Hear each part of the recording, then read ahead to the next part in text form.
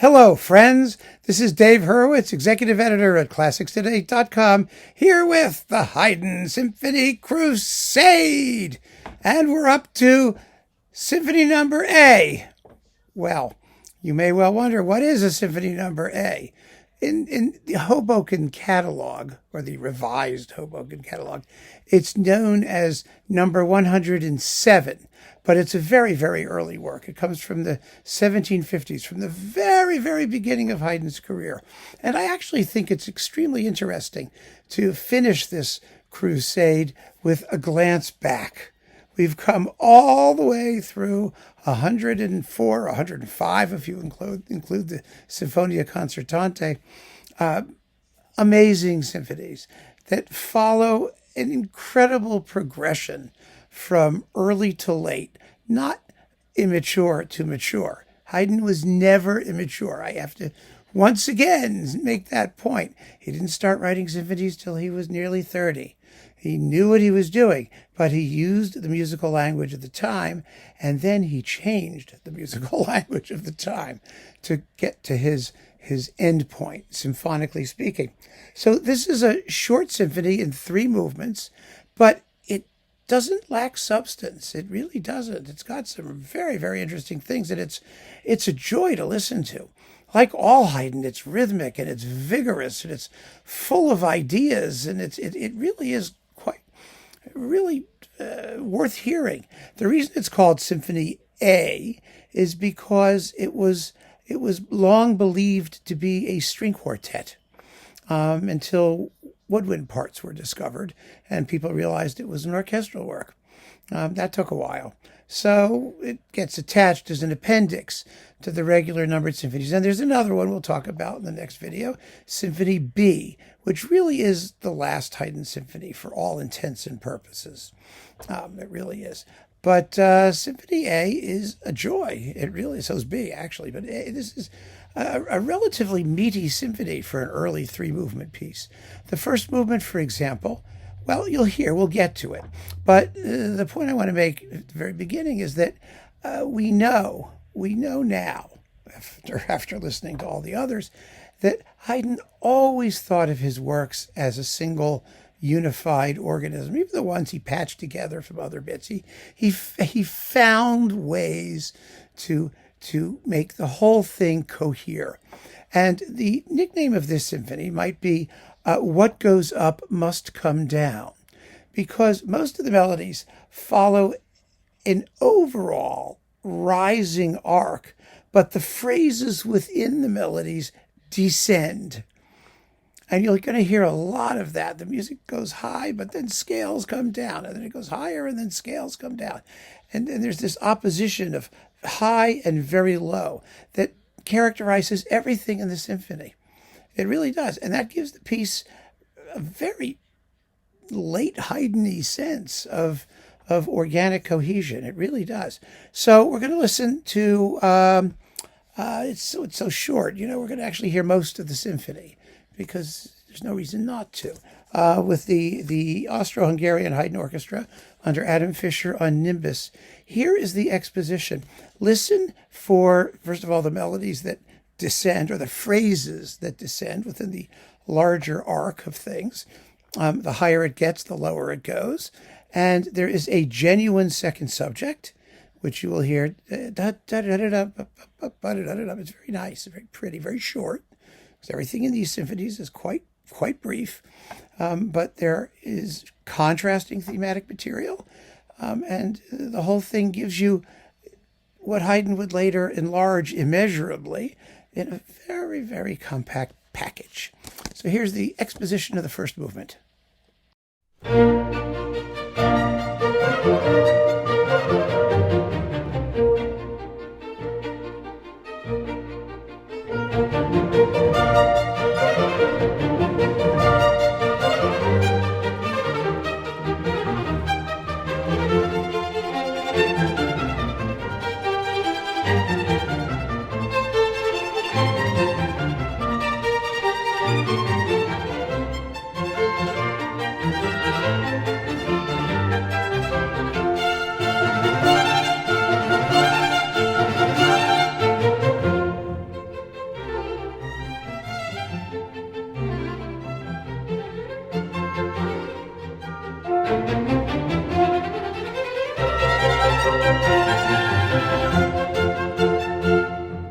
I'm sure you heard that idea of rising and falling phrases that is so characteristic. Now, this movement, the point I wanted to make before, but I was waiting for this exciting, thrill-packed moment of suspense, is that it actually has quite an extensive development section, given the overall proportions of the work. The development follows the exposition very plainly, but it spends a good bit of time in minor keys. I mean, it really develops things, albeit briefly. And then it leads straight into the recapitulation, which is quite regular, and the ending. So I'm going to play you the development and the recapitulation without repeats. None of these things have repeats, so that we can get through all of the material. In real life, you would hear all of this stuff twice, which makes the first movement 5 minutes long. But in our version, it's just 2.5. So here is the development section and the recapitulation.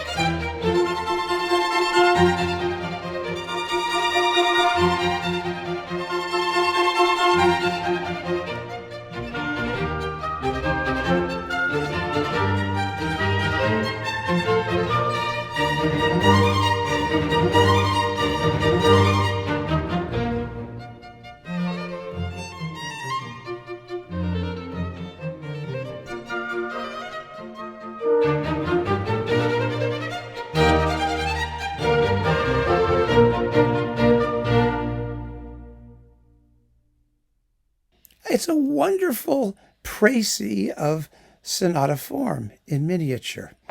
And it would become quite a different thing, as you know, if you listen to Haydn's last symphonies, which we've just been talking about.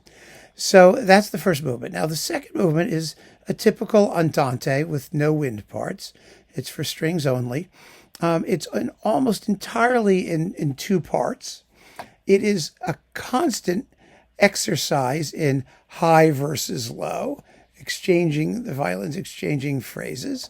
And it has a steady sort of tick-tock rhythm. It's almost a clock symphony type thing throughout, and it's witty. I mean, it has wit and humor. Its monotonous rhythmic underpinning gives it a sort of hiccupy quality, which is kind of fun. And it's undermined in the second part of the melody when Haydn briefly veers into minor keys, and those minor keys sort of upset the phrase length of the thing. You may get a sense at the end of the excerpt that it comes a little bar or two earlier than it really ought to. There's more to this movement than its outward simplicity and even, sort of silliness, if you want to call it that. It first leads you to believe. You have to listen to it carefully, but it really is a delightful little piece of post-Baroque, early classical wit, I would call it. And I've played you what is essentially the main thematic material of the entire movement. The way Haydn repeats it and develops it a little bit changes in spots, but you can discover those on your own. Here is the essential thematic material of the entire movement.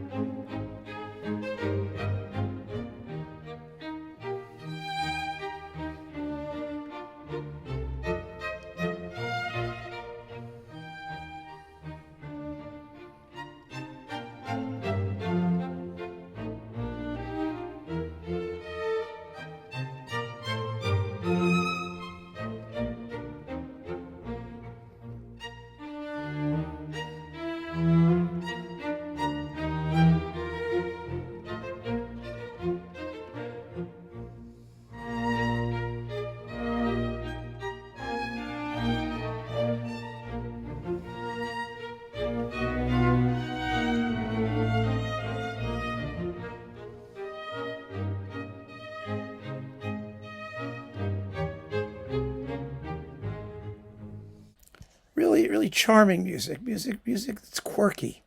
I like it. I really do, because even at his earliest period, Haydn had personality, and that personality comes out in these quirky little slow movements and in odd places. His patron was not Prince Esterhazy at this point. It was still Count Morzin, his first patron. And Morzin must have been pretty impressed by what he hired. He had a tiny, tiny, tiny orchestra. I can't imagine Haydn was ever really satisfied working with it. But at the same token, he wrote beautifully for his players. He always did that. And this movement is a good example. Now, the finale. Finale is a pretty large finale, all things considered. It's about 4 minutes and 11 seconds in this performance. And we're going to hear the whole thing.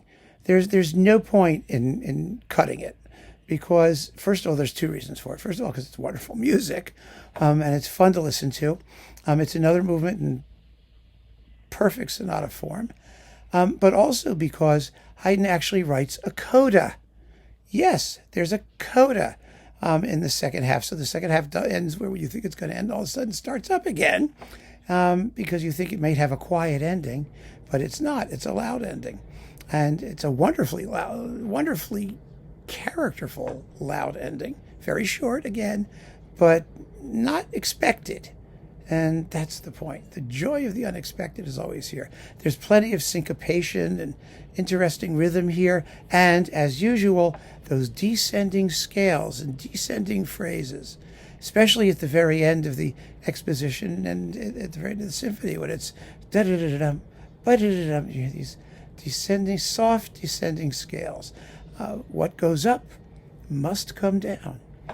So it's really, really fun music. Here is the entirety of the finale. I mean, I wish I could speak endlessly about this piece, but it is a simple work, an early work, but nonetheless, the craftsmanship, the invention, the shafts of emotional depth, the light and shade, it's all here. It really is. You just have to listen to it. Here's the finale.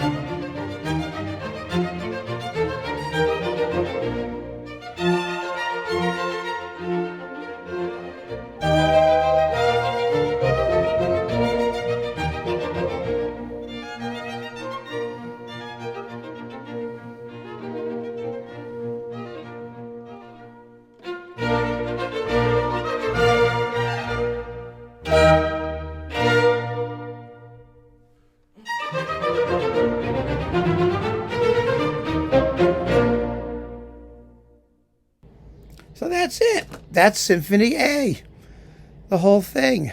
And I hope you really enjoyed it. It's fun to hear this, I think, like I said, at the end of hearing all these big ones, because it just leaves us agape with wonder, not just at the distance Haydn traveled, but the pleasure he gave us along the way. So keep on listening, friends. Thanks so much for joining me. Take care.